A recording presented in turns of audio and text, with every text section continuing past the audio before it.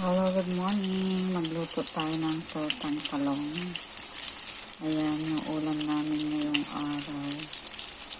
Tapos mag-aadobo ako ng baboy kasi ay bawal sa itlog. Ayan.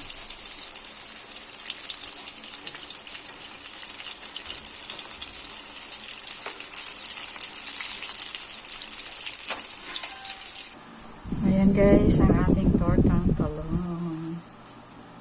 Napakasarap.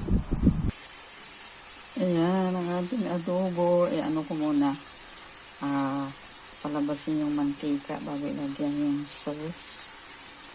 Ayan, 2 pirasong limpo. Napakamahal ng baboy ngayon. So, yan guys. Ayan, medyo lumalabas na yung kanyang mantika at ibubuhos ko na itong sauce. Maya